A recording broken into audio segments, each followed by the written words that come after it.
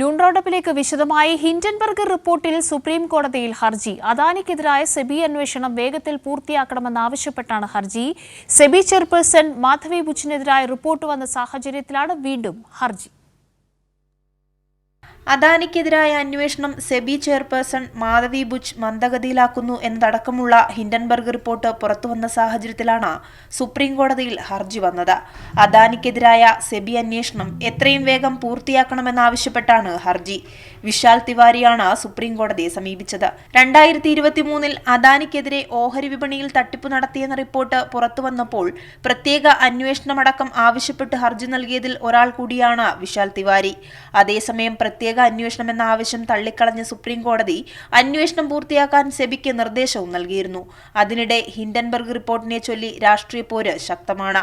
SEBI chairperson Madhabi Buch സ്ഥാനമൊഴിയണമെന്നും JPC അന്വേഷണം വേണമെന്നുമുള്ള ആവശ്യമാണ് പ്രതിപക്ഷം ശക്തമാക്കുന്നത്. എന്നാൽ ഇപ്പോഴത്തെ റിപ്പോർട്ടിന് പിന്നിൽ രാജ്യത്തിന്റെ സാമ്പത്തിക വ്യവസ്ഥ തകർക്കാനുള്ള ഗൂഢശ്രമമെന്നാണ് BJP ആരോപണം.